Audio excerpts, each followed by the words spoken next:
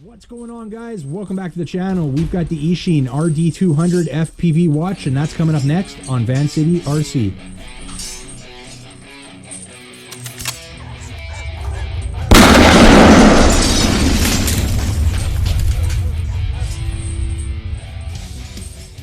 So we're getting our first look at the RD200 on the front of the box here. It's coming in blue or white. We've got the white model in here.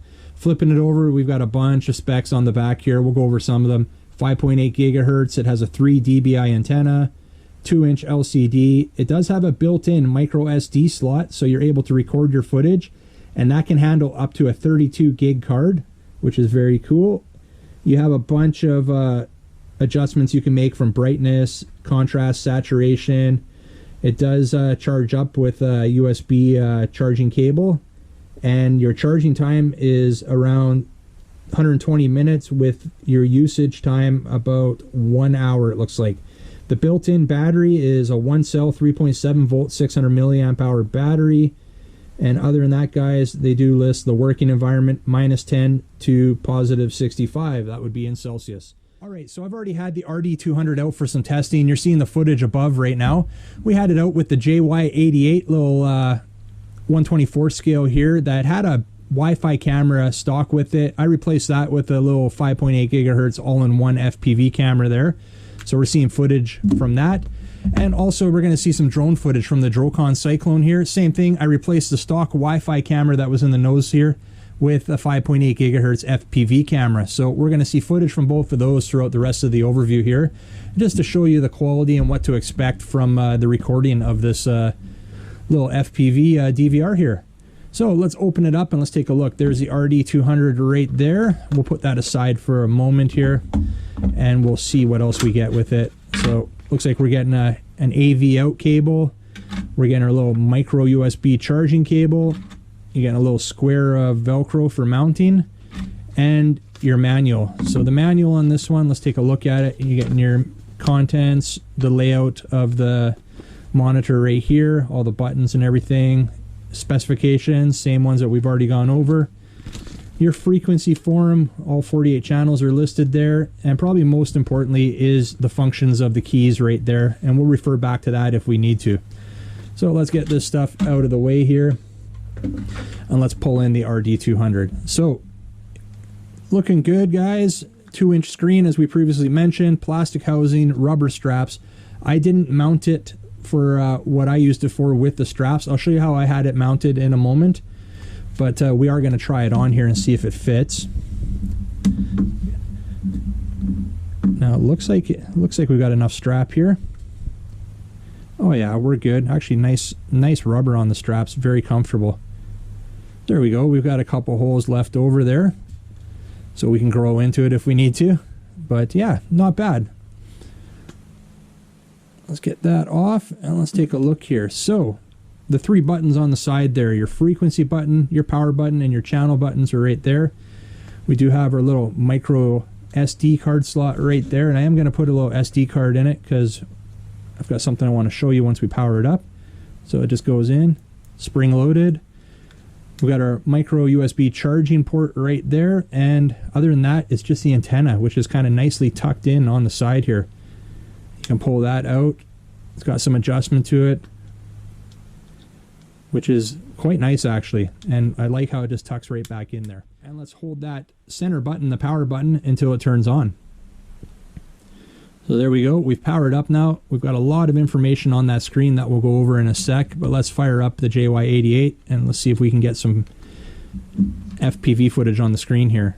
Okay, so camera's on. We're obviously not on the same channel or frequency right now, so we could dial it in by hitting that frequency button or the channel button until we get to where we need, or you just long press that frequency button, the top button there, and it's going to initiate the scan. So there we go. It's scanning. We'll let it find its own frequency and channel. Be a lot easier.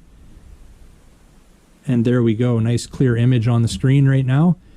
And yeah, all that info on the screen. We do have a little blue camera icon in the top left. If we were to hit that power button, short press it, it turns red. Now we're recording right now, so that's how easy the recording is. We could hit that button again and recording is stopped.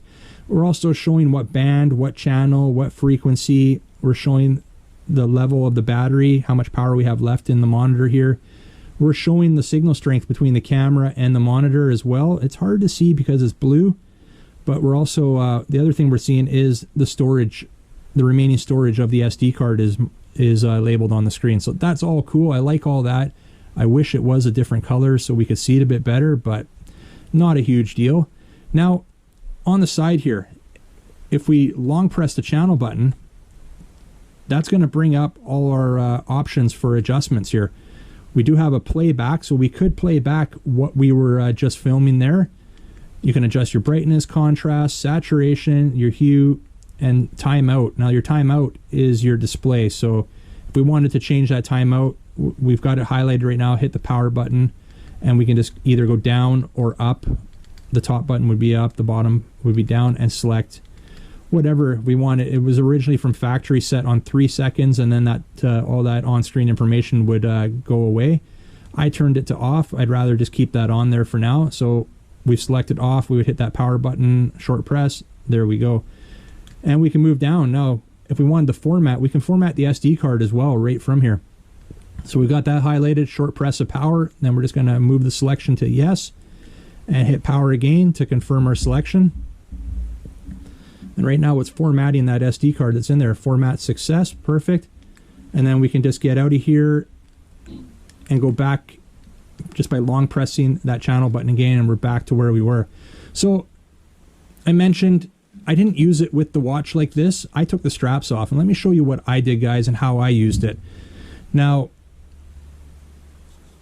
I redesigned a little 3D printed file on here that where I attached some GoPro attachment to. I have this little attachment I sometimes use with an arm on the bottom for getting some footage, ground footage of the RCs. But I decided, you know what? I'm going to make a little mount for this, and let me show you how this works. I'm going to leave the card, or actually I guess the link for this, down below in the description. If you have a 3D printer and you have one of these little FPV watches like this, or you're planning on getting one, then you could print one of these for yourself. So the straps are easy to get off. Just a little bit of pressure and it releases the pins, right? There we go. So take the pins, but you want to put that pin back in.